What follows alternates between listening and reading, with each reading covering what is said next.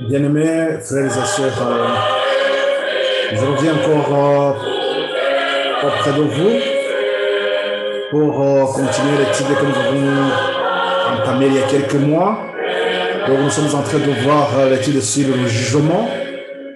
Le jugement qui est la dernière phase de l'œuvre du Christ. Après cette phase, Christ revient, donc nous sommes à la fin du temps de grâce approche. Je suis donc en train de voir, nous avons vu l'étude sur le sanctuaire. Comment le sanctuaire est la clé de voûte de notre salut, que nous devons comprendre comment, pécheurs que nous sommes, comment nous sommes sauvés. Donc, il est très important que chacun puisse comprendre cette démarche des trois grandes vérités salutaires que nous avons à travers le sanctuaire. Donc, Christ qui est notre sacrifice, Christ qui est notre sacrificateur, Christ qui passe à la dernière phase comme un grand sacrificateur.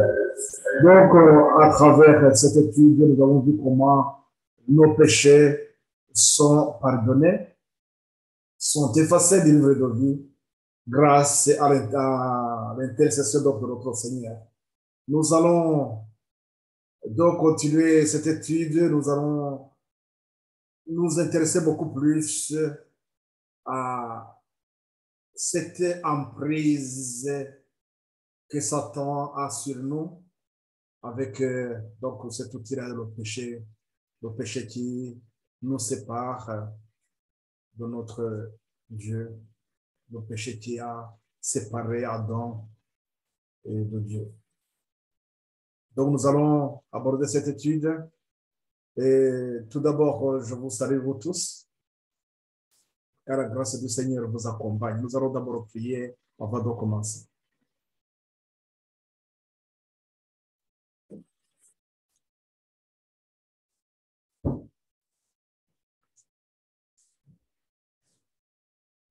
Le Père éternel, notre Dieu, béni soit ton nom. Nous voici, Père, devant ta sainte face. Nous voulons tout d'abord, Seigneur, nous humilier, demander pardon de tous nos péchés, nos manquements.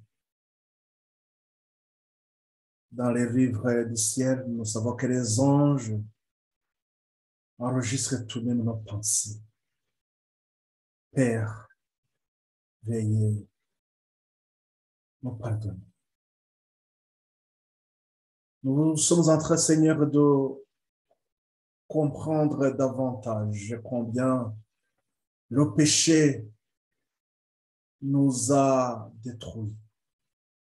Et nous comprenons par là aussi combien, Seigneur, tu nous restaures, tu nous donnes encore la force et la vigueur. Et tu nous donnes la victoire sur le péché. Nous te remercions, Seigneur.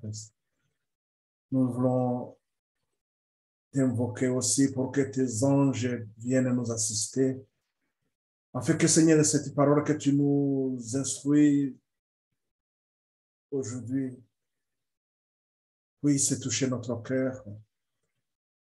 Mes frères et sœurs qui sont même dans les coins les plus reculés, ceux qui vont suivre cette étude aujourd'hui, aussi qui la suivra plus tard, qu'ils soient bénis par toi, Seigneur. Merci de les affermir dans la foi, merci de nous affermir ensemble dans la foi, afin que nous puissions, Père, faire face à notre ennemi commun, Satan, et que nous en sortions, Seigneur, victorieux avec toi, Seigneur. Merci de nous assister.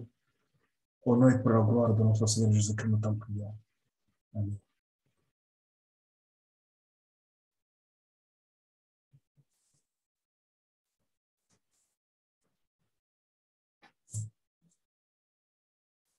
Donc, vous qui me suivez, donc sur Facebook, comme d'habitude, nous allons utiliser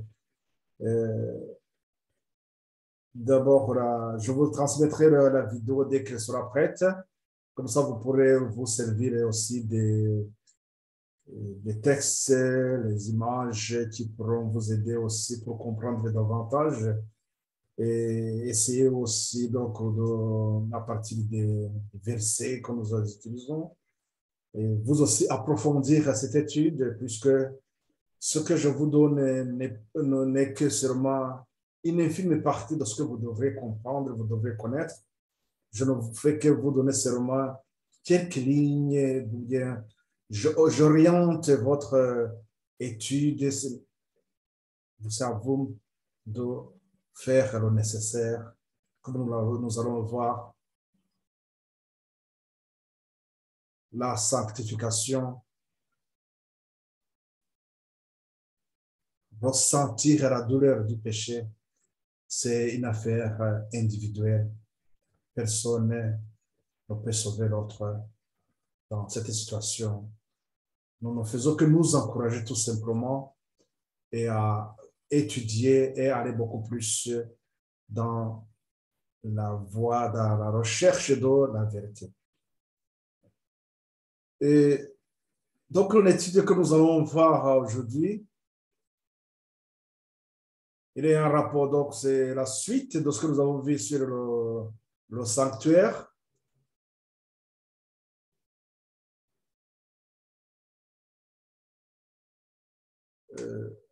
Non, c'est une erreur de partage, c'est pas ça le partage qu'il fallait.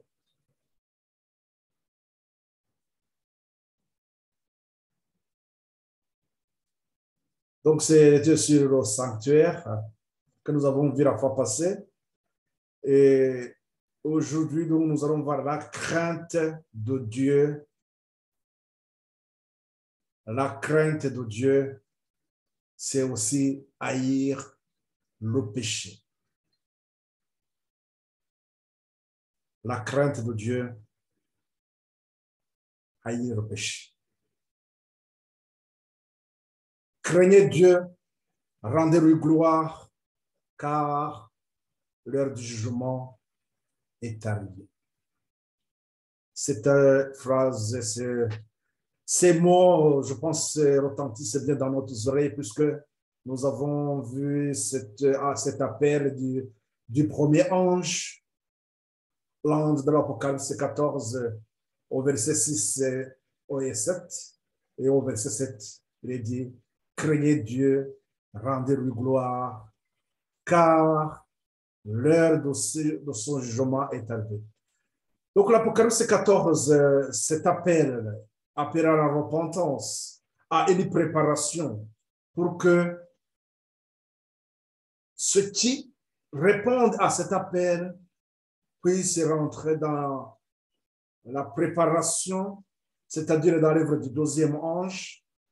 Et une fois cette œuvre donc est terminée, comme nous l'avons vu, une ligne de réforme, ceux qui sont faits donc sous ces deux anges. Et dans le cas, à la fin du deuxième ange, nous sommes prêts à faire face ou bien à accomplir la mission que Dieu nous fixe. C'est pourquoi la mission que Dieu propose donc à son peuple. Donc, cette ligne de réforme qui va annoncer la dernière portion de l'évangile, qui va annoncer cette dernière phase de l'œuvre du Christ, ou bien qui annonce la dernière portion de l'évangile, la dernière portion de Genèse 3,15. Donc, c'est cette préparation dans cet appel dans lequel nous sommes encore aujourd'hui. Et donc, après, nous aurons à revenir un peu sur la dynamique donc, de l'évangile, voir là où nous en sommes aujourd'hui, avec donc le message du troisième ange. En tant que l'Église, nous allons comprendre ce qui s'est passé autour de nous, et ça nous permettra bien sûr de vous humilier et nous repentir. Donc là, cet appel qui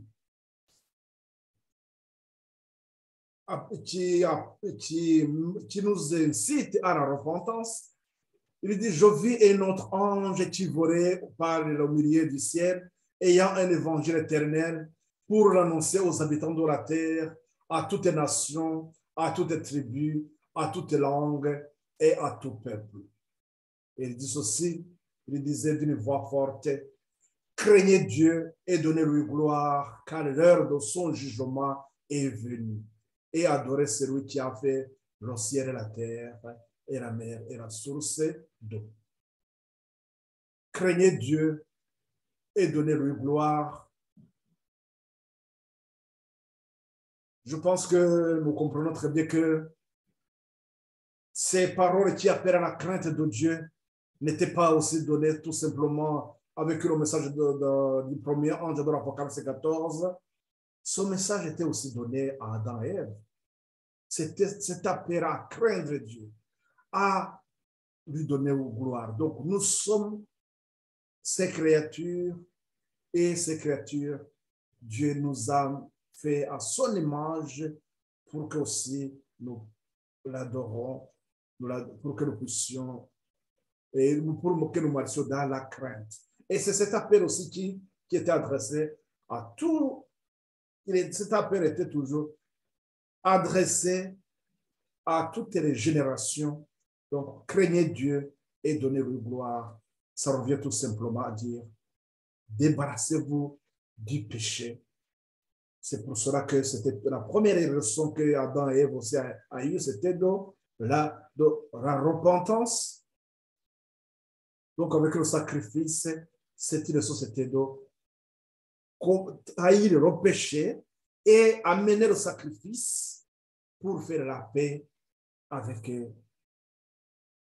le Seigneur. Donc, voilà, la première leçon était haïr le péché.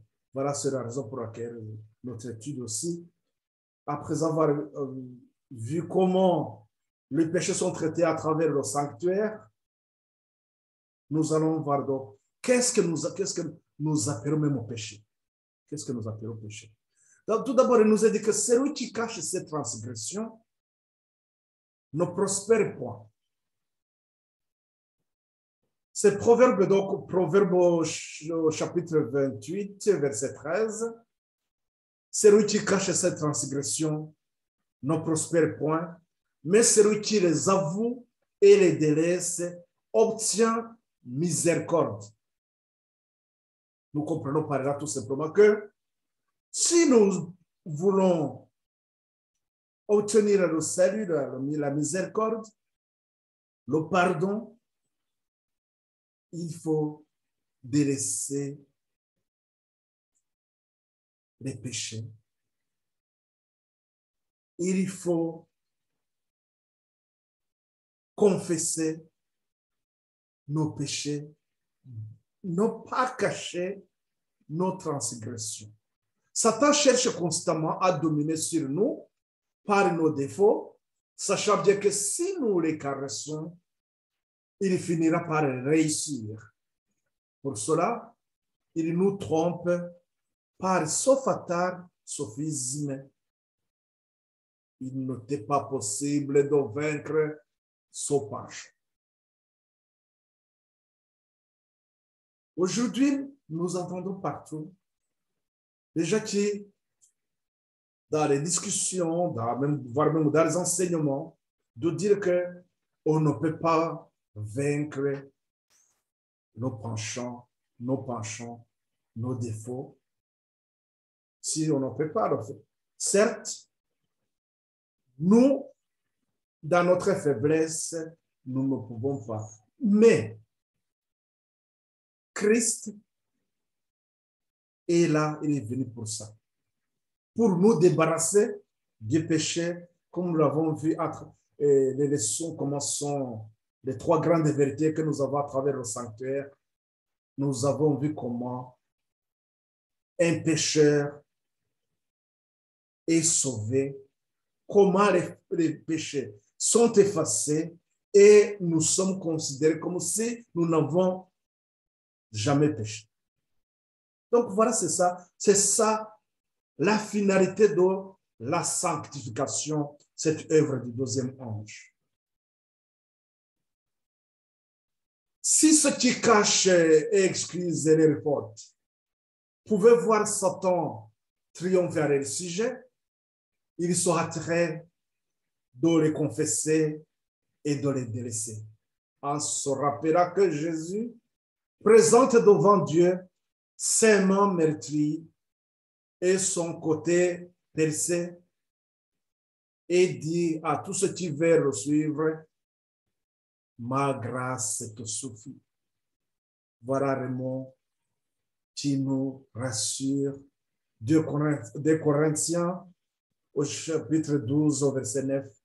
Donc Paul, il nous rappelle, il dit, ma grâce te suffit. C'est Christ qui nous annonce ça. Ma grâce te suffit. Je te pardonne, je ne te demande quoi que ce soit. Reconnais tout simplement que tu es pécheur. Comprends tout simplement que tu dois fuir le mal. Tu dois sortir de l'emprise de Satan. Je suis là pour te sauver. Je suis ton sauveur. Christ ajoute dans Matthieu 11, au chapitre, dans Matthieu, donc, chapitre 11, au verset 29 et 30, prenez mon joug sur vous et recevez mes instructions, car je suis doux et humble de cœur. Et vous trouverez du repos pour vos âmes, car mon joug est doux et mon fardeau est léger.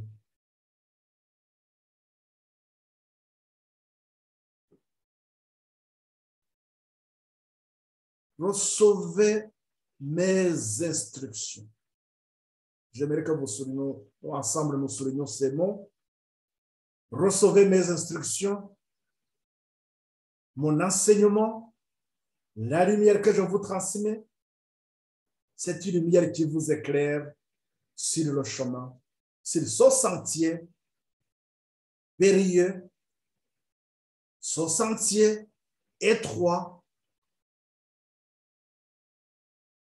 Matthieu 7, verset 13, nous devons faire quoi? Nous hâter à rentrer par la porte étroite. Cette porte étroite. Et on nous dit qu'il y a, après, ça nous donne 2 chemins. Le chemin étroit et le chemin large. Le chemin large qui amène à la perdition. Donc, nous comprenons que en suivant les instructions du Seigneur, vous trouverez du repos pour vos âmes. Là, je reviens toujours, c'est ce que je rappelle tout le temps, lorsque nous parlons du sabbat, le 7e jour, où nous rencontrons notre Seigneur. Rien que c'est pour tout simplement nous rappeler que nous avons un repos, comme nous l'avons à Hébreux 4, nous avons un repos au ciel. Après tous nos labeurs, après nos travaux ici-bas, après ce combat que nous menons avec Christ contre Satan, à la fin, donc nous aurons un repos qui nous est préparé au ciel. Donc, car prenez mon joug sur vous et recevez mes instructions, car je suis doux et humble de cœur. Que nul, donc, ne considère ses défauts comme incurables. Satan lui dit, il n'était pas possible de vaincre le péché. Il n'était pas possible de vaincre tes défauts. Mais voilà ce que Jésus nous dit. Que personne, que nul donc ne considère ses défauts comme incurables. Dieu vous donnera foi et grâce pour les surmonter. Au temps donc du jugement, dans lequel ce temps du jugement, dans cette dernière phase qui a commencé depuis 1844, comme nous l'avons vu, je ne vais pas encore retourner sur ça. nous devons ressentir la véritable douleur de nos péchés. Parce que dans cette dernière phase, une décision est prise pour la vie ou pour la mort.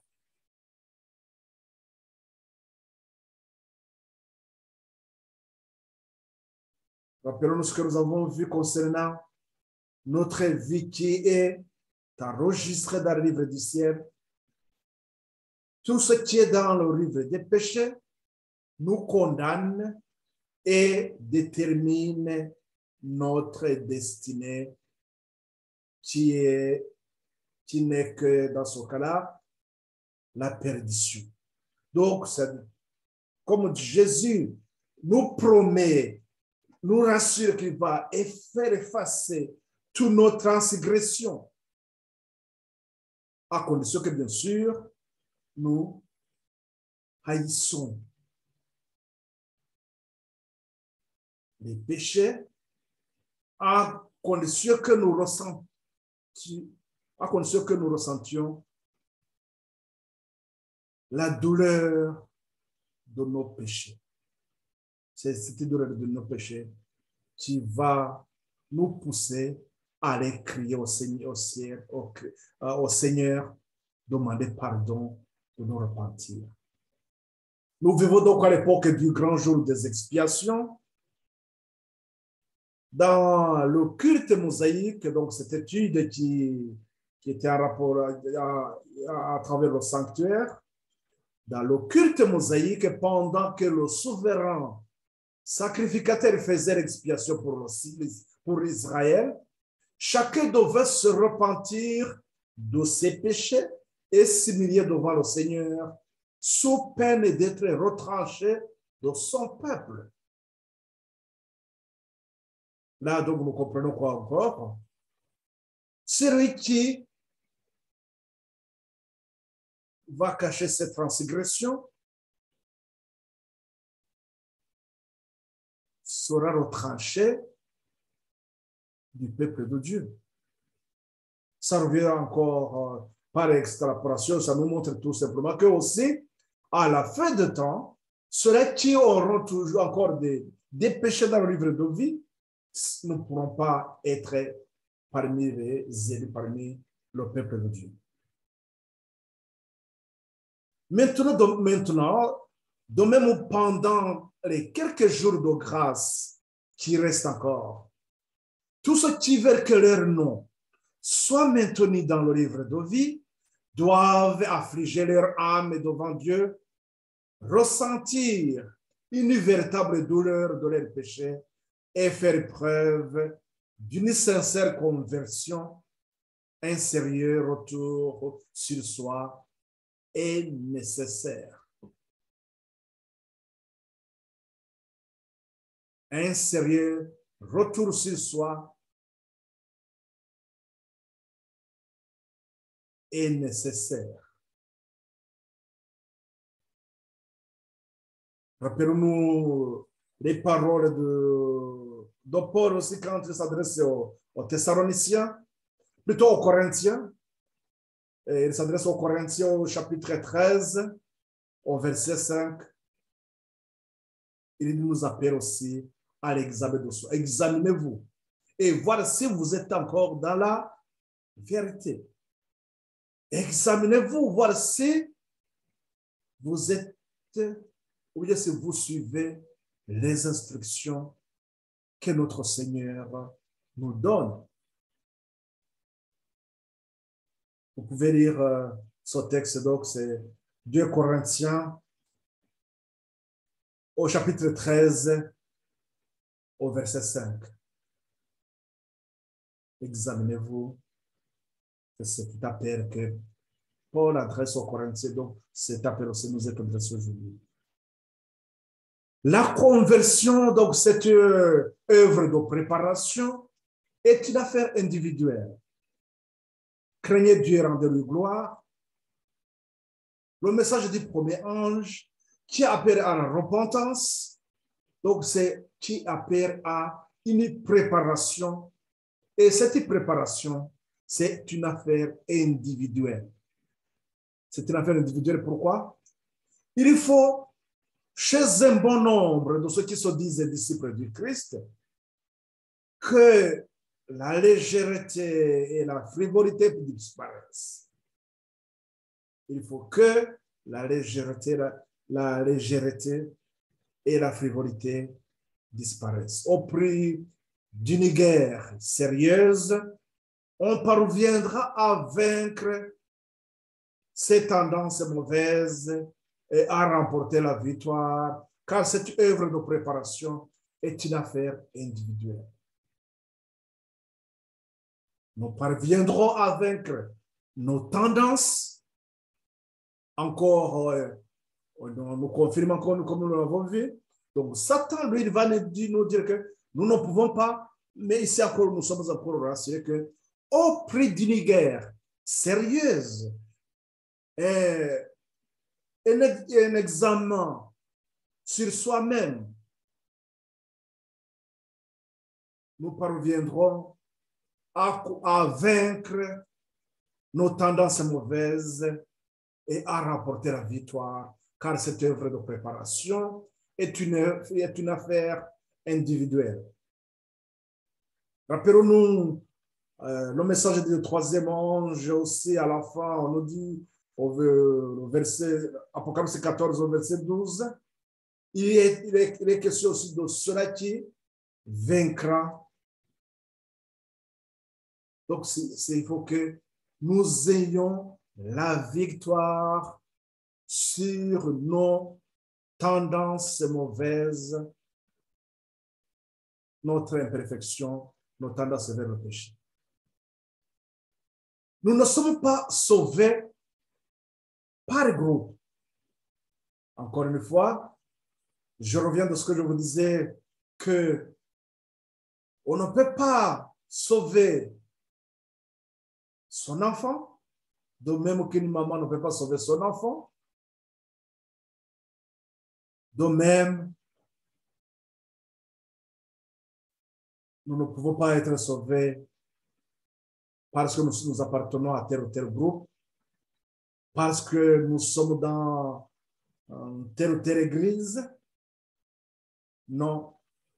Ce qui nous sauvera, c'est de cette relation que nous devons tisser avec Christ, suivre ses instructions, marcher dans le chemin étroit, et c'est cela qui nous changera, qui nous donnera la force et la vigueur pour faire face à Satan. Nous ne sommes donc pas sauvés par groupe. La pureté et la consécration de l'un ne sauraient compenser le défaut de ses qualités chez un autre.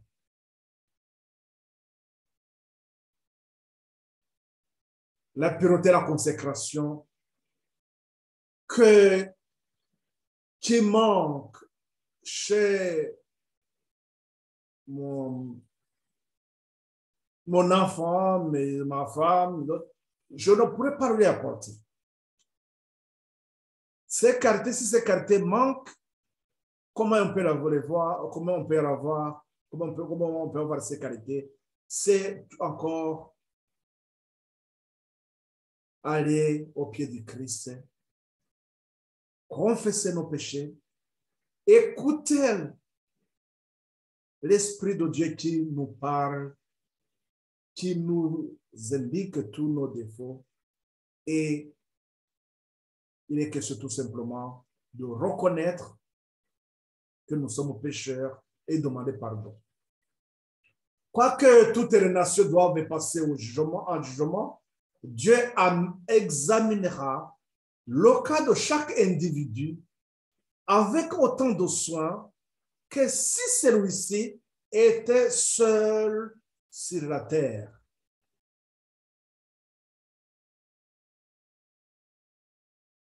Mais cela ne veut pas dire tout simplement, ne veut pas dire que nous n'avons pas besoin aussi d'être avec les autres. Ce n'est pas ce que je dis. C'est parce que nous venons de lire. Tout simplement, là où nous sommes, il faut voir si nous sommes avec Christ. Puisque nous avons été avertis, donc ça fait partie des instructions que le Seigneur nous donne, que Satan va utiliser ses agents et ils vont s'aimer quoi? La confusion au point où les gens ne pourront pas savoir comment ils peuvent être purifiés, comment ils peuvent être sanctifiés. Donc, Satan fera tout pour que les gens ne comprennent pas l'œuvre du Christ que nous avons à travers le sanctuaire. À plus forte raison, nous pouvons remarquer autour de nous, mais pas loin vraiment, on pourra vous constater que cette étude, cette leçon que Dieu donne à son peuple, cette leçon qui nous montre comment nous pouvons nous débarrasser de nos péchés, cet enseignement, il est presque ignoré dans plusieurs dénominations qui se disent chrétiennes. Voilà pourquoi on nous dit que chez un bon nombre de ceux qui se disent disciples du Christ, ils prennent les choses à la légère, ils sont dans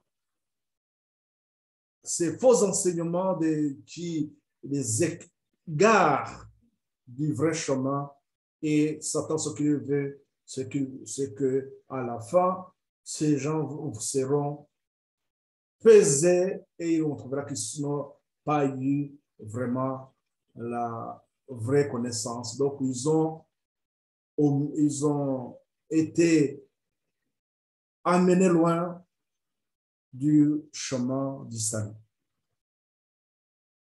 Alors, qu'est-ce que nous appelons le péché? Le péché que nous devons nous débarrasser. Qu'est-ce que nous appelons péché? Ce que nous allons voir ici, je ne vais pas vous donner tous les textes. Je ne vais pas vous donner tous les textes. Ce que je vais faire tout simplement, c'est de vous indiquer, et à partir d'un verset biblique, comme ceux qui exploitent la Bible, ils le savent, à partir d'un verset, on peut aussi voir d'autres qui sont connectés avec ce verset. Et c'est comme ça qu'en étudiant, on comprendra beaucoup de choses. Aussi, rappelons-nous que l'ange du ciel aussi, il est là pour nous indiquer, pour nous expliquer davantage. Qu'est-ce que nous appelons péché? Là, une fois rappelé les livres, les registres du ciel, rappelons-nous qu'il y a trois livres. Le livre de vie, le livre de souvenirs et le livre des péchés. Donc, comme nous avons vu que les anges enregistrent tout ce que nous faisons, tous nos pensées, donc tout est enregistré au ciel, il revient à comprendre tout simplement que dans ces deux registres, le registre de souvenirs et le registre des péchés, à partir de ces deux livres, on peut comprendre aussi tous ceux qui vont dans le livre des péchés. Donc, c'est péché. Nous devons demander à ce que Christ plaide pour nous afin que tout ce qui est écrit dans le livre des péchés soit effacé. Mais il nous arrive aussi de pécher sans se rendre compte. Nous allons voir ce qui se passe réellement, ce que nous pouvons appeler péché réellement. Lorsque nous lisons dans 1 Jean, au chapitre 3, versets 4 et 5, et 7, donc 4 à 7, nous allons lire de 4 à 7. Bon, donc c'est vrai que là, je vous indique ce verset, mais prenez votre Bible et commencez tout. Vous pouvez étudier tout ce livre de Jean. Vous allez avoir beaucoup plus d'éclaircissement, beaucoup de compréhension. Il nous a dit ceci: quiconque pêche transgresse la loi, et le péché est la transgression de la loi.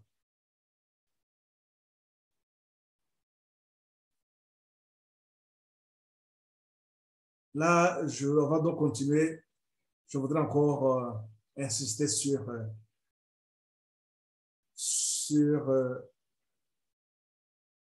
la loi de Dieu.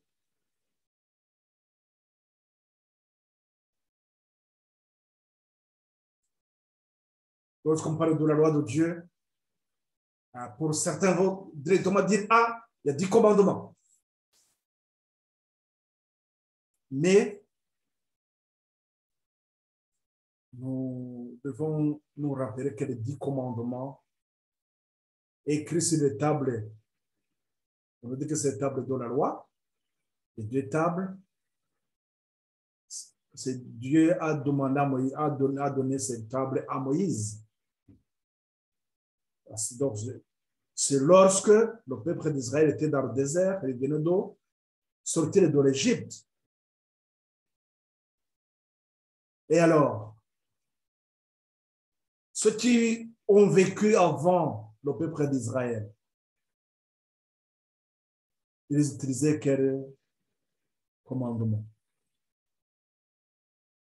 Rappelez-nous ce que nous avons dit au début: craignez Dieu et rendez-lui gloire. Adam, lorsqu'il faisait les sacrifices, il avait quel commandement?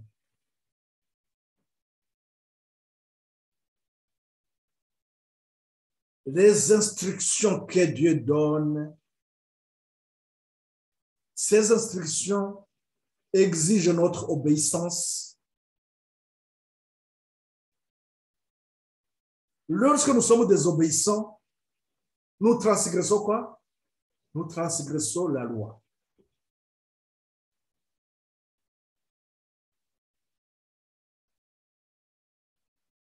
Tout ce qui n'est pas dans la volonté de Dieu, tout ce que nous faisons, bien nos pensées, s'ils sont contraires à la volonté de Dieu, cela sont bien consignés dans le livre des péchés. Mais tous ceux qui sont en accord avec la parole de Dieu, les instructions du Seigneur, cela, tous les actes qui sont en accord avec la parole de Dieu sont inscrits, sont bien consignés dans le livre de souvenirs. Donc, comprenons en un mot que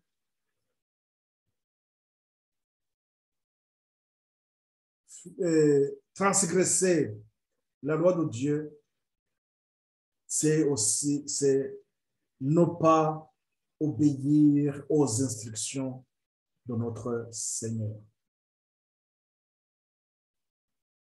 Au verset 5, je reprends encore donc le texte, c'est 1 Jean 3, 4 et 7. Quiconque pêche transgresse la loi, et le péché est la transgression de la loi. Or, vous le savez, Jésus a paru pour ôter les péchés, et il n'y a point en lui de péché. Quiconque demeure en lui ne pêche point. Quiconque pêche ne l'a pas vu et ne l'a pas connu. Certes. Celui qui pêche, c'est celui-là qui n'a pas eu la relation avec Christ. Le pécheur, dans l'étude que nous avons vue avec le sanctuaire, le pécheur rencontrait le sacrificateur sur l'autel de sacrifice. Et après, c'est le sacrificateur qui continuait l'œuvre. Pour dire tout simplement que ceux-là qui ont fait l'alliance avec Christ, qui ont confié leur vie à Christ, Christ va faire la suite. Donc, quiconque demeure en lui ne pêche pas. Celui qui reste en communion avec Christ ne pêche pas. Quiconque pêche ne l'a pas vu et ne l'a pas connu. Petits enfants, que personne ne vous séduise, celui qui pratique la justice est juste, comme lui-même est juste. Celui qui pratique la justice est juste. 1 Jean 5, au verset 17, il nous est dit que toute iniquité est un péché. Et commençons par le verset 16. Si quelqu'un voit son frère commettre un péché qui ne mène point à la mort, qu'il prie et Dieu donnera la vie à son frère. Il la donnera à ceux qui commettent un péché qui ne mène pas qui ne mène point à la mort. Il y a un péché qui mène à la mort. Ce n'est pas pour ce péché-là que je dis de prier. Au verset 17, il dit, toute iniquité est un péché. Il y a tel péché qui ne mène pas à la mort. Là, je ne vais pas prendre le temps de vous expliquer ce que c'est un péché qui mène à la mort ou bien un péché qui ne mène pas à la mort. Et bref, un peu de mots, tout simplement, tout péché qu'on pratique en âme et en conscience. Nous pouvons vous lire ça dans Hébreux au chapitre 10, au verset 26, si je me rappelle bien. Là, il nous est dit tout simplement que lorsque nous péchons volontairement, donc c'est-à-dire qu'est-ce que nous sommes en train de faire à ce moment-là? Nous sommes conscients et après on nous dit, voilà, oui, je le fais. Ça, je m'en reste. Donc, on s'affiche. Hein? Lorsqu'on est là, lorsqu'on se détourne de Dieu, là, il est difficile que toute personne puisse sortir puisse être guéri. C'est pourquoi là, il dit que si quelqu'un voit son frère commettre un péché qui ne mène pas point à la mort, ça veut dire que son frère qui est en train de pécher, lui n'est pas conscient de son acte. Donc, lorsque il est repris, il doit haïr le péché. Il doit sentir la douleur et crier au secours, demander pardon. Donc, toute iniquité est un péché. Toute iniquité est un péché. Toute inspiration de Satan mène aussi au péché. 1 Jean 3, au verset 8, à celui qui pêche est du diable, car le diable pêche dès le commencement. Celui-là qui va fermer ses oreilles pour ne pas entendre la voix du Seigneur, qui va fermer les yeux pour ne pas voir la main du Seigneur qui est tendue vers lui. Celui-là, c'est qu'il a choisi quoi? Si nous considérons les deux chemins,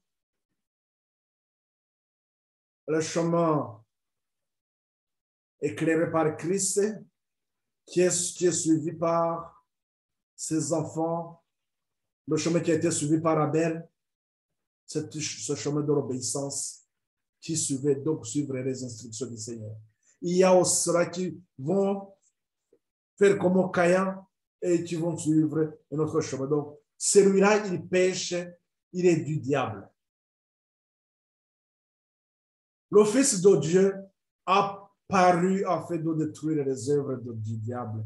Quiconque est né de Dieu ne pratique pas le péché, parce que la semence de Dieu demeure en lui et il ne peut pécher parce qu'il est né de Dieu.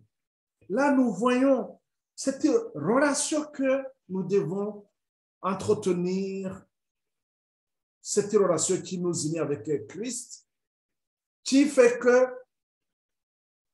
nous serons instruits, guidés par Christ,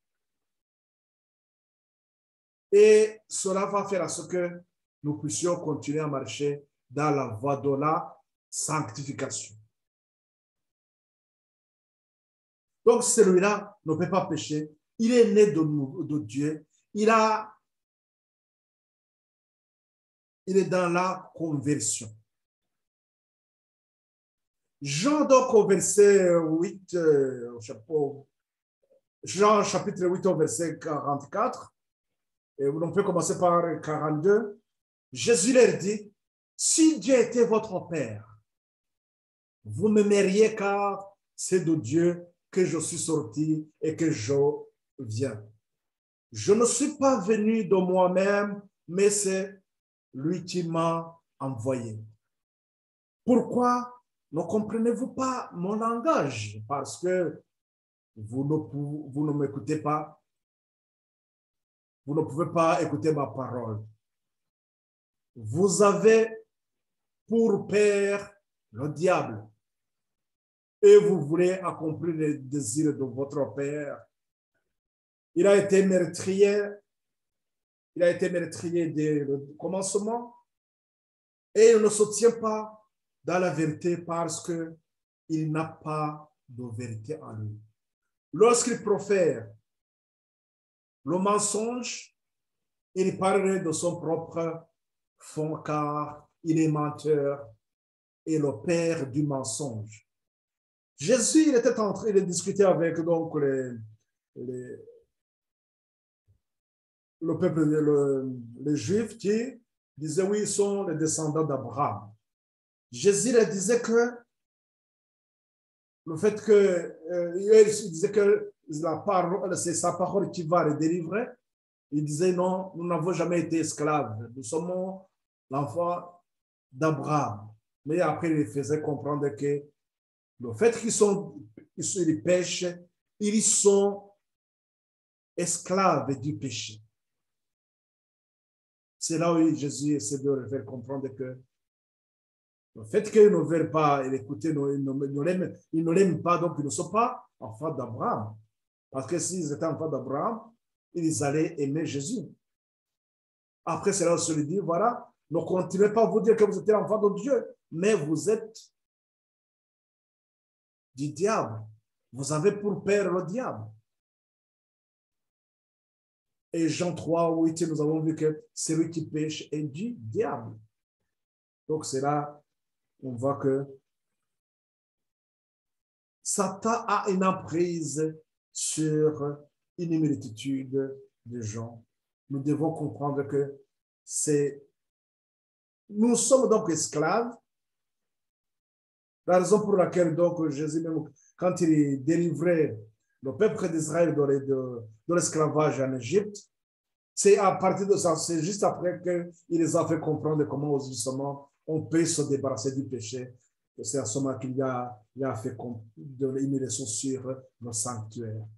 Comprendre comment nos péchés sont pardonnés, comment nos péchés sont effacés du livre de vie. Plutôt du livre du ciel, comment nos péchés sont effacés pour que notre nom reste dans le livre de vie. Tout ce qui n'est pas le produit de conviction est péché. Il nous arrive d'hésiter à prendre une décision. Puisque au fond de nous, il y a un combat.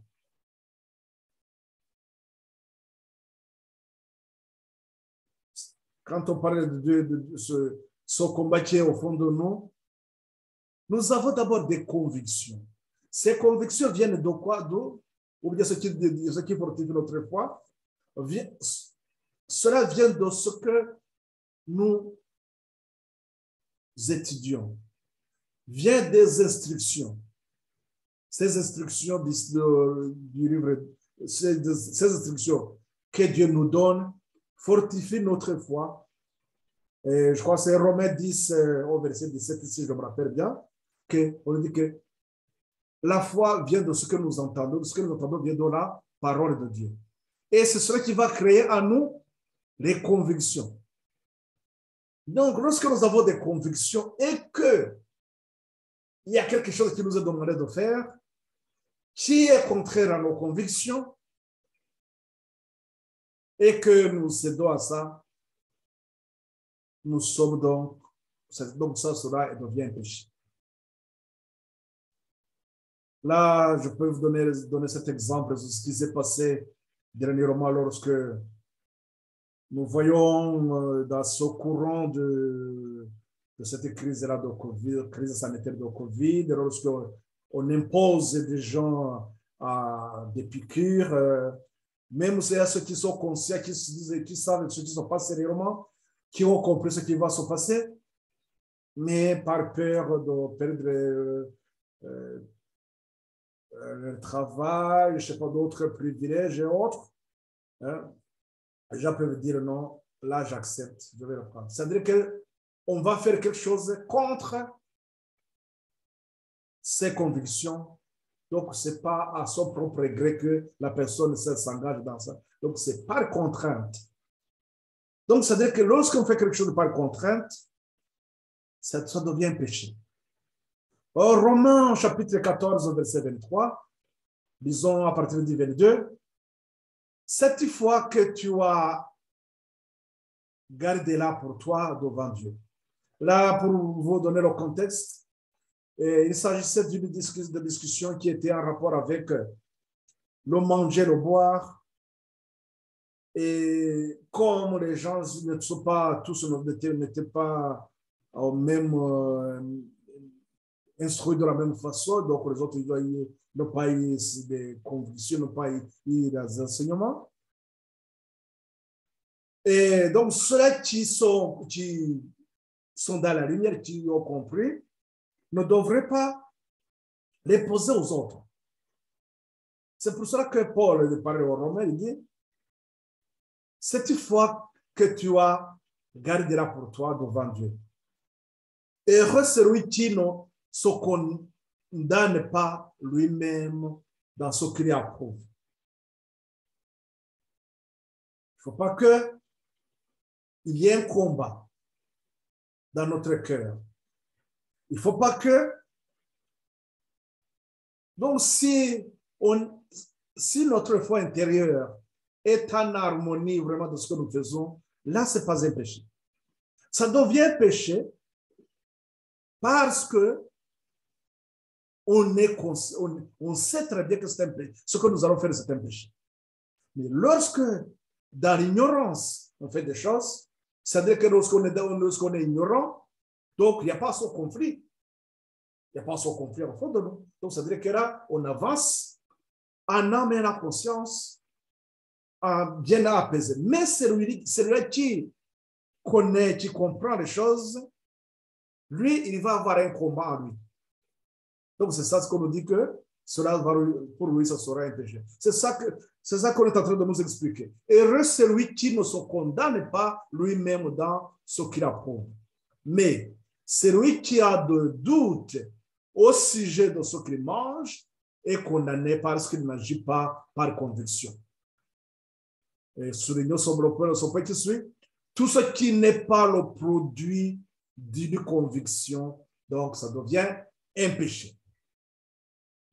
Jacques, au chapitre 4, vous pouvez lire donner à 17, mais moi je vais vous donner seulement quelques lignes. Alors, je vais commencer par le verset 7. Il est dit ceci, et pour faire court, c'est que dans Jacques, là, il parlait au chapitre 4, il commence à dire d'abord, d'où viennent les querelles? Ce ne sont pas des gens qui viennent de votre cœur. C'est ce qu'ils disent.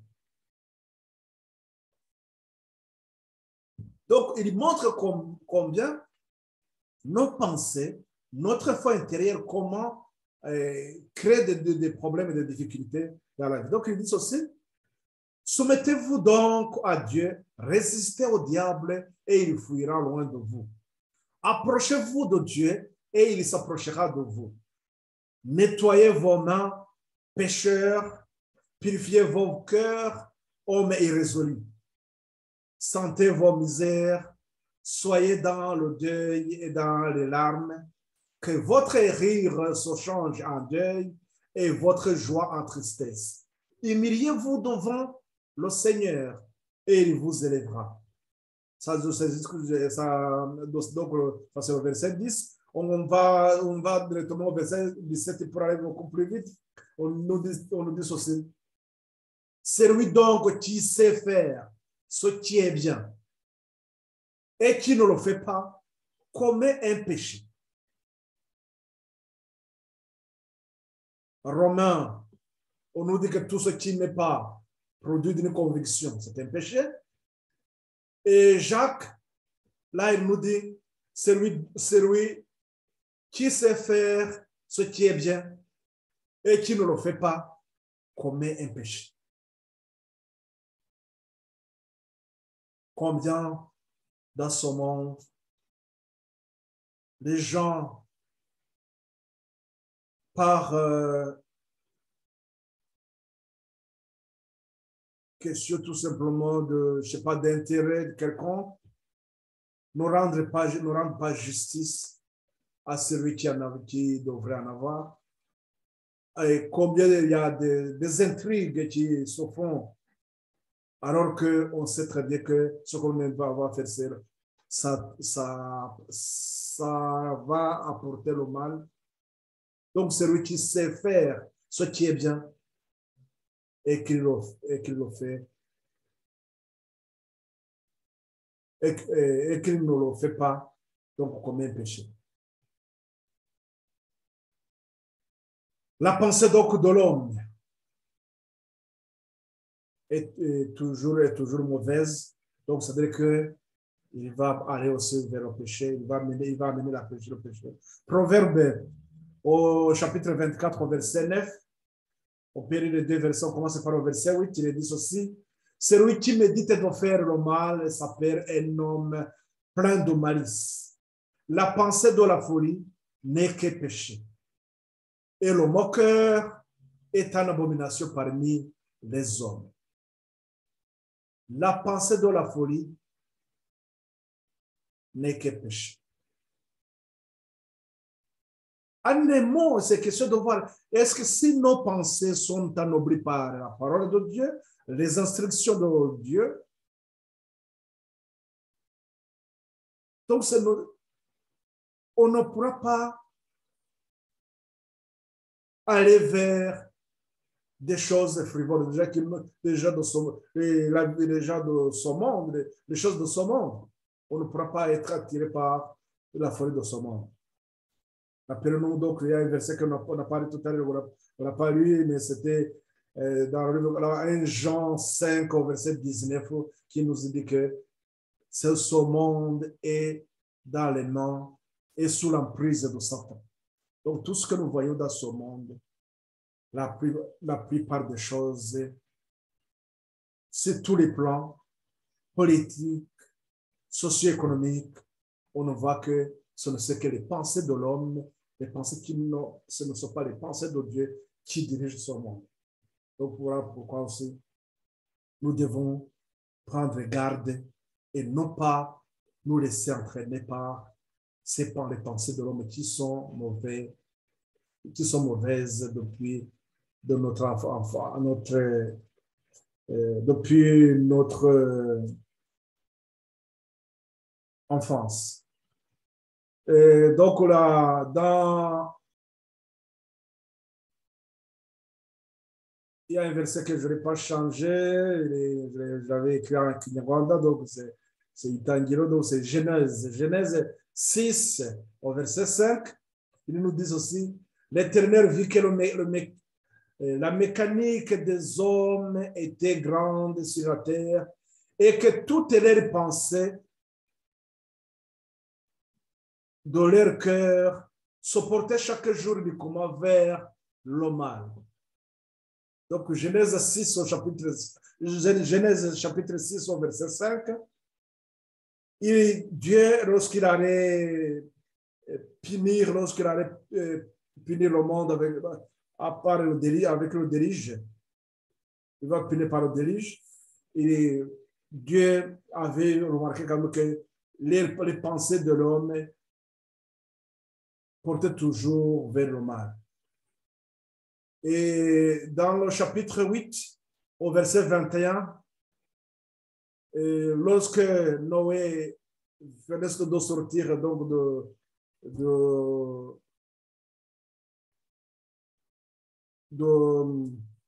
du déluge, après le déluge, Noé qui a été sauvé, Noé donc il bâtit un autel à l'Éternel. Il prit de toutes les bêtes pures et de tous les oiseaux purs, et il offrit des holocaustes sur l'autel. L'Éternel sentit une odeur agréable, et l'Éternel dit à son cœur, je ne maudirai plus la terre à cause de l'homme, parce que les pensées du cœur de l'homme sont mauvaises dès sa jeunesse, et je ne frapperai plus tout ce qui est vivant comme je l'ai fait. Donc, nous comprenons que même dès la naissance, nos pensées sont mauvaises. La raison pour laquelle nous avons besoin que Christ vienne dans notre vie pour nous changer, pour nous rendre justes, pour que nos pensées soient anoblies et en fait de pouvoir accomplir aussi les bonnes œuvres. Qu'appelle-t-on donc le péché? On voit que toute inspiration de Satan est un péché. La transgression de la loi, ça devient péché. Tout acte contraire à la volonté de Dieu, comme nous l'avons vu dans Jean 5, 17. Ne pas pratiquer la justice, comme nous l'avons vu dans Jacques. Tout acte contraire aux convictions, comme nous l'avons vu en Romains. Les pensées perverses, comme nous l'avons vu, nous devons voir dans Proverbe chapitre 24.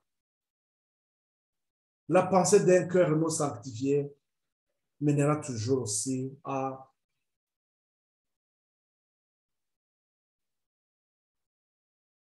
mènera au péché, comme nous venons de voir dans Genèse 6. Donc, il mènera vers le mal.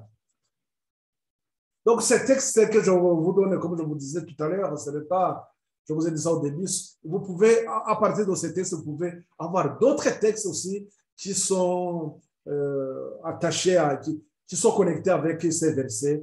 Vous pouvez voir dans la Bible, vous aurez beaucoup de textes, où chaque fois que vous étudiez, vous lisez la parole de Dieu, vous trouvez beaucoup de choses. Donc, partez sur ce même principe qui va nous aider à comprendre que aussi, comme il y a des registres, il y a 3 registres, dont 2. Un registre pour des choses donc, qui sont en accord avec les instructions, et les d'autres, là, dans le livre des péchés, tout ce qui est au contraire aux instructions du Seigneur sont dans le livre des péchés. Donc, par là, nous comprenons ce qu'on peut appeler péché. Tout ce qui n'est pas en accord avec la parole de Dieu est considéré comme péché. Donc, le cœur de l'homme, il est malade. Voilà pourquoi les péchés sont toujours devant nous. Philippiens au chapitre 2, verset 13, il nous dit aussi, car c'est Dieu qui produit en vous le vouloir et le faire, selon son bon plaisir. Donc, le fait que notre cœur est malade, Dieu va créer en nous le vouloir et il va nous donner aussi le pouvoir de faire. Et c'est-à-dire qu'il va créer en nous le désir de marcher ou bien l'envie de pratiquer la justice, de marcher, de suivre, d'obéir aux instructions, marcher dans la lumière. Et il va nous donner aussi la force, la capacité, le pouvoir d'accomplir ces bonnes œuvres. Et en Romains au chapitre 3, au verset 10, il nous est dit ceci, car nous avons déjà prouvé que tous, juifs et grecs, sont sous l'empire du péché. Selon qu'il est écrit, il n'y a point de juste, pas même un seul. Donc, il y a personne qui peut dire, ouais, moi je suis, tout va bien, moi je suis bien. Nous devons comprendre qu'il n'y a pas de juste ici sur terre. C'est pour cela que jusqu'à la dernière minute, avant que Christ se lève du trône, avant qu'il enlève ses habits de grands sacrificateurs, il y aurait toujours des gens qui pêchent sur cette terre. Donc, personne ne peut dire que non, lui, il sait qu'il a atteint s'il a été au niveau, non. Nos pensées à tout moment peuvent aussi faillir puisque nous ne sommes pas vraiment arrivés au niveau. Ce qui nous est donné, comment nous pouvons vaincre, c'est que nous devons toujours être en relation avec Christ. C'est comme ça que nous pouvons être sauvés. Il nous a dit aussi dans le livre Éducation, chapitre 25, il conseille la conduite sexuelle et adultère. Donc, nous avons au chapitre 41, dans ce livre de conseil conduite sexuelle et adultère. Ça, c'est le chapitre 41. Et dans le livre de Cassandre, on nous parle de l'amour de Dieu pour le pécheur. Il nous a dit aussi, tandis que Christ ouvre le ciel à l'homme, la vie qui lui communique ouvre son cœur en influence du ciel. Christ ouvre le ciel à l'homme et il va lui donner aussi, il va ouvrir son cœur pour que l'influence du ciel aussi agisse sur son cœur. Le péché, non seulement nous éloigne de Dieu, mais il détruit dans l'âme humaine à la fois le désir et le pouvoir de le connaître.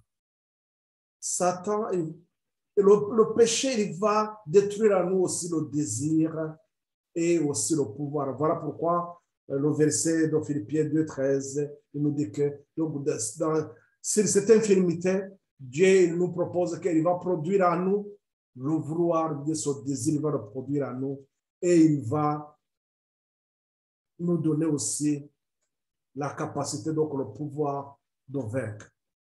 La mission du Christ est de faire disparaître donc cette conséquence du péché. Il peut fortifier et restaurer les facultés de l'âme paralysée par le péché, l'esprit enténébré, la volonté pervertie. Il nous ouvre les richesses de l'univers et grâce à lui, nous pouvons discerner les trésors et nous les approprier. Voilà Christ, il nous ouvre le ciel, il nous donne aussi cette influence et il ouvre aussi notre cœur. Donc, il crée en nous le désir et de marcher avec lui. Et c'est comme ça que nous pouvons avoir donc ces richesses que Dieu accorde à ses enfants. Dans les richesses par Christ de ce monde, bien sûr, tout ce qui anoblisse nos pensées, tout ce qui nous élève vers le ciel. Le Saint-Esprit, donc, face au péché, que fait le Saint-Esprit lorsque nous lisons à Jean au verset 16, plutôt chapitre 16, verset Nous allons voir le verset 8 et le verset 13 aussi. Ces deux versets vont attirer beaucoup plus notre attention. Et il nous a dit ceci. Cependant, je vous dis la vérité, il vous est avantageux que je m'en aille, car si je m'en vais pas, le consolateur ne viendra pas vers vous, mais si je m'en vais, je vous l'enverrai.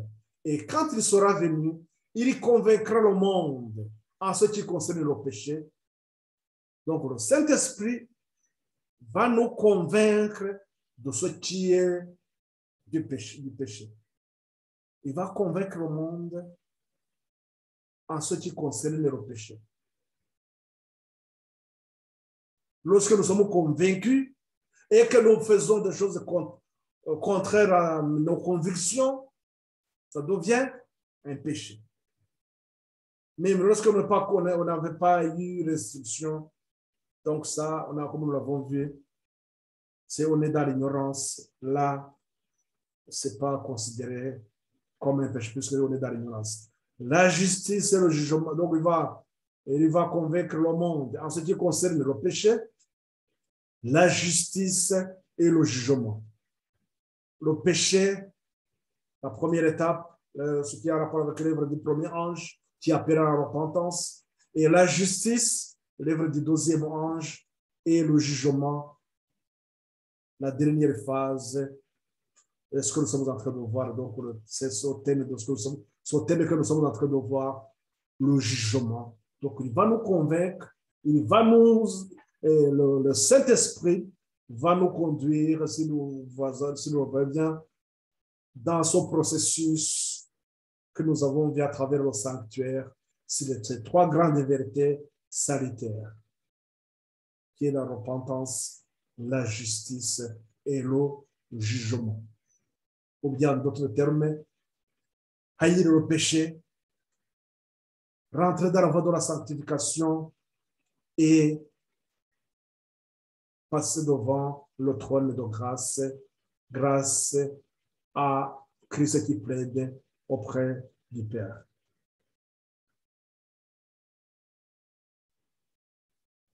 Au verset 12, il dit, j'ai encore beaucoup de choses à vous dire, mais vous ne pouvez pas les reporter maintenant. Quand le consolateur sera venu, dans le Saint-Esprit de vérité, il vous conduira dans toute la vérité, car il ne parlera pas de lui-même, mais il dira tout ce qu'il aura entendu, et il vous annoncera les choses à venir. Le Saint-Esprit, il nous conduise dans toute la vérité, il nous instruit, il nous aide aussi à comprendre des choses qui viendront dans l'avenir. Donc, il nous conduit dans le futur pour comprendre les instructions à l'époque dans laquelle nous vivons. Le péché donc rend aveugle. Le péché rend aveugle. Je suis riche, je me suis enrichi et je n'ai besoin de rien. Et parce que tu ne sais pas que tu es malheureux, misérable, pauvre, aveugle et nu. Ceux qui sont habitués à étudier la parole de Dieu, là, il est question de l'Église dans les derniers temps. Là, on nous adresse, ce sont les paroles adressées à l'Odyssée. La dernière église, ce qui sont dans cette dernière phase, la dernière église, nous voyons que c'est cette église aussi qui est en rapport aussi avec ce temps de jugement. Il est en phase avec donc, ce temps de jugement. Mais voilà ce que Dieu déclare. Parce qu'il disent car ceux qui sont dans l'église, donc dans ces derniers temps, il se dit, je suis riche. Il se dit, donc, je suis riche, je me suis enrichi et je n'ai besoin de rien. Et Dieu dit, et parce que tu ne sais pas que tu es malheureux, misérable, pauvre, aveugle et nu. Après, donner conseil. Donc, ça, c'est l'Apocalypse chapitre 3, au verset 17. Ça, c'était pour rappeler à ceux qui ont compris le message adressé à l'Odyssée. Nous y reviendrons, bien sûr, que après ces études sur le jugement, nous allons revenir sur l'aspect historique. Nous reviendrons à ce qui se passe avec l'Odyssée, cette église dans les derniers temps. Et nous qui sommes donc dans ces derniers temps, nous devons comprendre ces reproches qui nous est adressés pour que nous puissions aussi nous repentir et ressentir aussi la douleur de nos péchés. Ce n'est pas donc Dieu qui aveugle les hommes et endurcit leur cœur. Il leur envoie une lumière pour corriger leurs erreurs et les conduire dans les de sûrs sentiers. C'est par le rejet de cette lumière que les yeux s'aveuglent et que le cœur s'endurcit. Souvent, le processus est graduel, presque imperceptible. J'attire l'attention surtout à ceux qui sont dans cet état d'autosuffisance, qui se disent que tout va bien. Donc ça, il s'agit bien sûr de ceux qui sont dans l'Église de ces derniers temps. Lorsque nous rejetons une lumière, la lumière que Dieu nous envoie pour nous corriger. Et quelquefois, tout va doucement, en douceur, sans bousculade. Et ce processus donc de tomber dans l'aveuglement vient d'une manière graduelle et presque imperceptible. C'est-à-dire qu'on rejette la lumière d'une manière... On y va doucement et à un moment donné, les gens sont beaucoup plus loin, donc ils deviennent aveugles. La lumière donc parvient à l'âme par la parole de Dieu. Comment la lumière donc nous parvient? Par la parole de Dieu, par ses serviteurs ou par l'action directe de son esprit. Dieu accorde la lumière. Là, on peut comprendre aussi les lignes de réforme. Ceux qui n'ont pas accepté une réforme, donc ils vont tomber dans l'aveuglement. Ce qui s'est passé, ceux qui ont refusé le message de cette ligne de réforme donc de l'Apocalypse 14, qui devrait les rappeler l'étude donc sur le sanctuaire, qui devrait ramener sur ce jugement investigatif, que nous sommes entrés dans le temps du jugement, cette dernière phase, qui devrait indiquer aussi le temps dans lequel nous vivons à travers les prophéties de Daniel et Apocalypse. Pour ceux qui ont rejeté toutes ces lumières, ils ne pouvaient pas comprendre la suite. C'est là où ce que nous est dit aussi, dans la parabole de Jésus, à la page 103, si je me rappelle bien, on nous a dit aussi que lorsqu'on rejette le message, la lumière du premier ange, on ne peut pas recevoir le message du deuxième ange. Et lorsqu'on rejette le message du deuxième ange, on ne peut pas recevoir le message du troisième ange. Donc, ça dirait qu'une lumière amène l'autre. Donc, c'est une suite.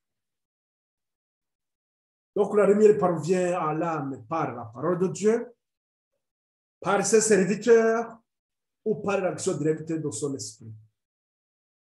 Mais quand un rayon de lumière est méprisé, les perceptions spirituelles s'émoussent partiellement et la seconde manifestation de lumière est moins clairement discernée. Alors, ça croire ou scruter jusqu'à ce que la nuit se fasse dans l'âme. Il en a été ainsi avec les chefs juifs. Ils furent convaincus qu'une puissance divine accompagnait le Christ, mais pour résister à la vérité, ils attribuèrent l'œuvre du Saint-Esprit à Satan. En faisant cela, ils choisirent volontairement la tromperie et ils se soumirent eux-mêmes à Satan et furent par conséquent contrôlés par son pouvoir. C'est ce voilà dont nous comprenons pourquoi l'histoire du peuple juif, ce qui s'est passé, c'est qu'en rejetant Christ, ils se sont mis volontairement dans les mains de Satan.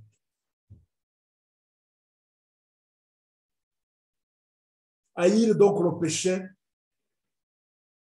et la repentance, c'est ça ce que je disais, que c'est craindre, c'est la crainte de Dieu. Craignez Dieu, rendez-lui gloire. Donc il faut haïr le péché et se repentir.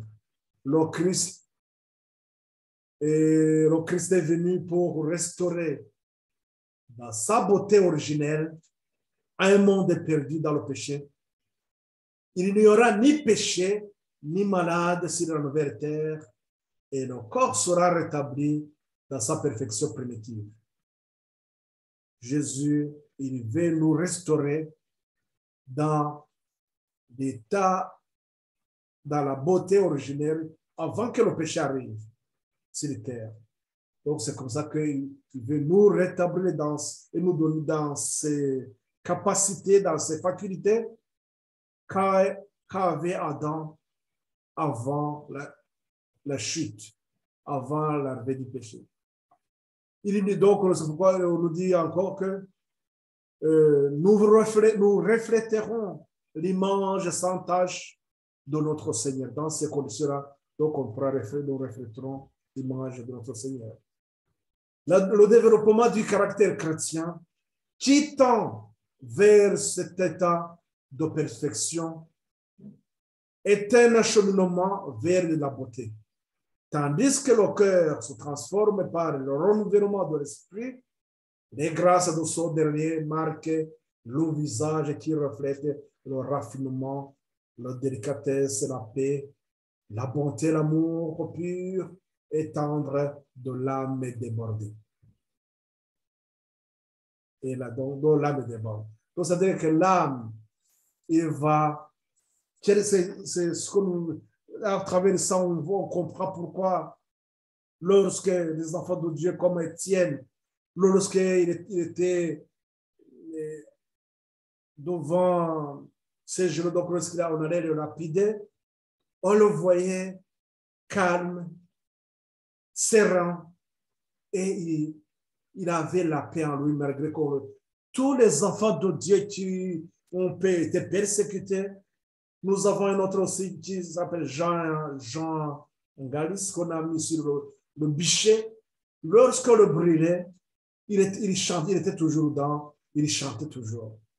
C'est ça même qui faisait à ce que les païens eux-mêmes, ils étaient étonnés, et c'est ce qui les faisait, qui a attiré la crainte à eux, et c'est comme ça qu'ils revenaient pour, eux aussi, ils adoraient le Seigneur. Ils comprenaient que seulement ces gens sont hors du commun, puisque Dieu a développé le caractère chrétien en eux.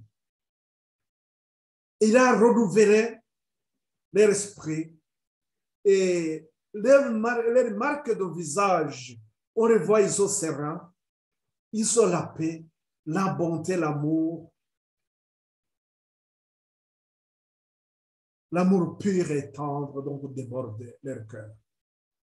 Vous pouvez lire ça avec Jésus chaque jour, avec Jésus chaque jour du 29 au mois de mai. C'est un livre de méditation que vous pouvez aussi télécharger. Et vous pouvez vous servir des liens que vous avez sur dans ces dernières présentations. Je vous mets toujours un lien que vous pouvez télécharger. Donc, vous avez une application là, vous avez tous ces livres qui peuvent vous aider aussi à ouvrir nos pensées. On nous dit que l'Esprit de Dieu donc exaucera le cri de tout cœur repentant.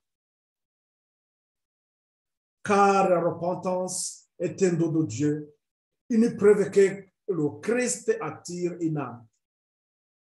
Donc, la repentance, c'est un don de Dieu, puisque le Saint-Esprit est envoyé d'abord pour toucher le cœur du pécheur, et lorsqu'il refuse, lorsque la personne est sensible et qu'il accepte, donc c'est à ce moment qu'il va sentir la douleur du péché et il va voir qu'il a besoin réellement de se repentir. Donc c'est pour ça qu'on nous dit que Dieu va exaucer le cri de tout cœur repentant. Celui-là qui a ressenti la douleur, il va demander pardon et Dieu va l'exaucer. Sans le Christ, nous ne pouvons nous repentir du péché. Pas plus que nous ne pouvons être pardonnés sans lui. Rappelons-nous aussi sur le texte que nous avons lu, Philippiens 2, au verset 13.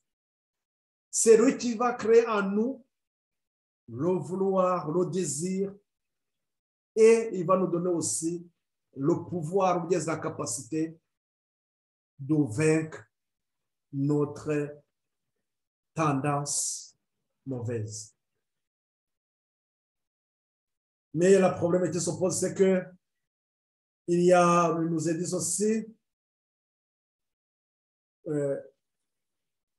pas plus que nous ne pouvons être pardonnés sans lui, mais bien sûr, c'est humiliant pour un homme passionné et orgueilleux d'aller sans autres à Jésus, croyant et surtout confiant en lui pour tous les besoins de la vie. Bien sûr, ce que nous avons vu noter, c'est que tout ce que nous avons vu tout à l'heure dans Apocalypse 3, au verset 17, c'est là qui dit que je suis riche, je n'ai besoin de rien dans cet état d'orgueil. Ces gens, ce n'est pas facile qu'ils se répandent. Il faut d'abord l'humilité. Mais peu de gens pensent qu'ils sont autosuffisants, ils n'ont besoin de rien. Ils vivent comme ils le. Pour eux, la vie, c'est ça, ils vivent bien.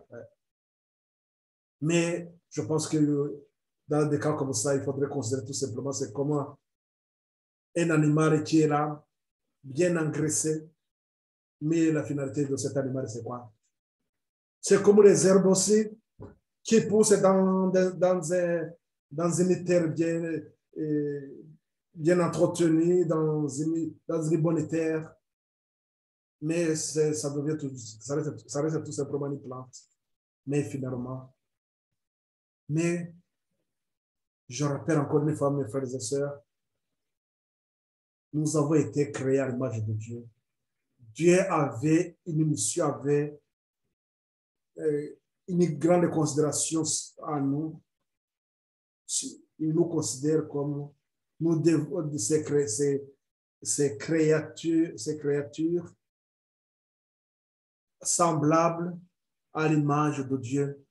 Nous devons craindre Dieu, donner lui gloire, ce qui revient de tout simplement.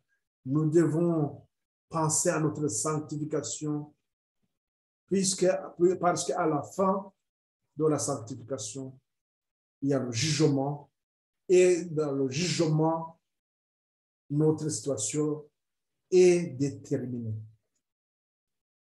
Soit pour la vie éternelle ou bien pour la perdition. Et nous, on y reviendra, on fera des études, on y reviendra, on verra. Ce qui se passe lorsque on arrive à la fin, lorsque Christ, après le jugement, ce qui va se passer, donc ce n'est pas fameux aussi. Donc pour ceux qui sont dans une vie et ils échouent, pensant que la vie se termine par là, ah non, nous ne sommes pas comme des animaux. Nous devons penser à après notre vie sur terre, qu'est-ce qui se passe. Donc, la prochaine fois, nous continuerons avec ça sera de la dernière étude, je pense, et la dernière étude sur le jugement. Nous verrons le jugement solennel, combien il est redoutable. Le message du troisième ange, sa mission est solennelle et son jugement, plutôt, son œuvre est redoutable. Voilà le message le troisième ange. Ce qu'il est en train de faire, c'est solennel et il est redoutable aussi. Nous venons, ce serait la dernière étude sur ce thème de jugement et ça nous permettra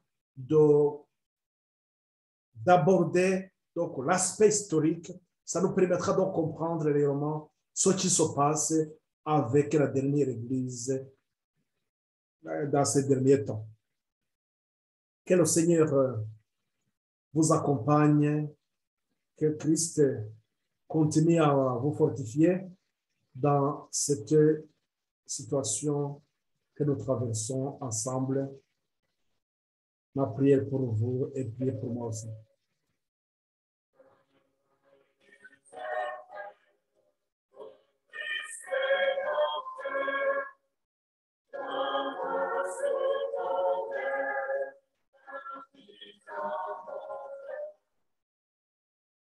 Et donc, ceux qui me suivent sur Facebook, je vous enverrai donc ce texte.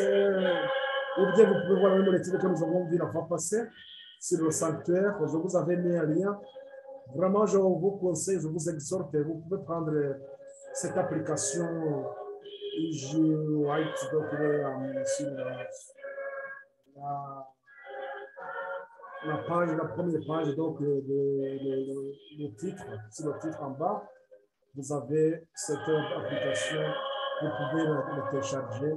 Et vous aurez une multitude de livres qui peuvent dont nous pouvons nous servir pour enrichir nos connaissances pour que nous puissions rentrer dans la voie de la sanctification. Donc, nous prions, nous remercions notre Seigneur de ce moment.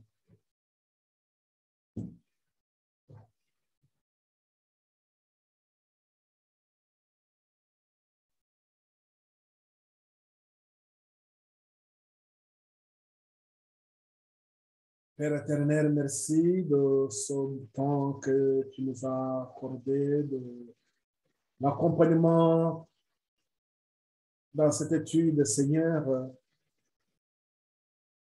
au moment où tu nous ouvres le ciel et tu ramollis notre cœur endurci pour que nous puissions, Seigneur, bénéficier des bienfaits de ta parole.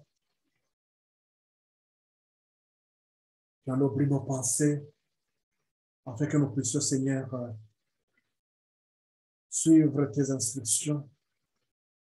Et cette voie de la sanctification, nous ne pouvons pas la suivre sans toi, Seigneur. Nous te remercions de nous avoir conduits.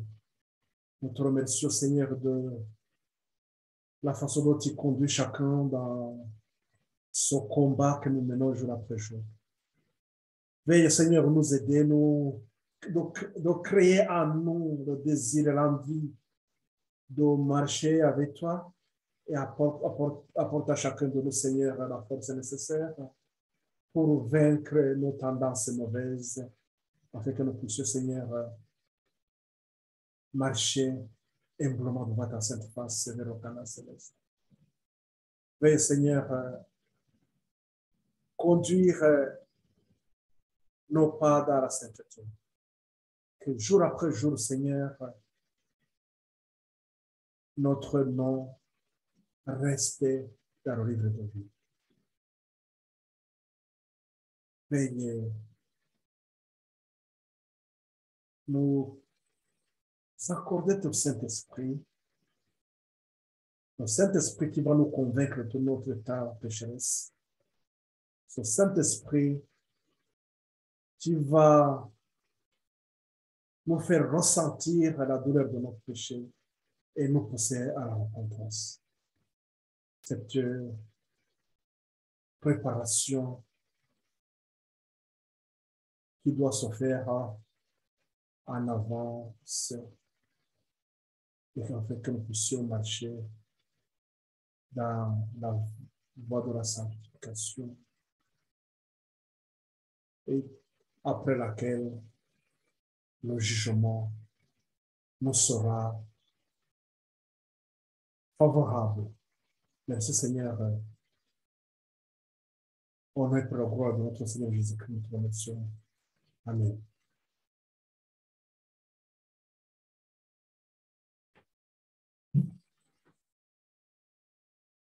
Bon, donc la prochaine occasion, et je vous salue tous, je vous vois, je vous remercie de votre participation. Ayez encore le temps pour vous et d'étudier chacun individuellement. Nous avons vu que devant Dieu, notre cas est examiné comme si nous sommes, si on est seul, comme si on est seul sur la terre. Donc, on n'est pas sauvé en groupe, on n'est pas sauvé parce que les autres sont là avec moi, non, chacun individuellement. La sanctification est individuelle. Merci beaucoup. Que le Seigneur vous accompagne.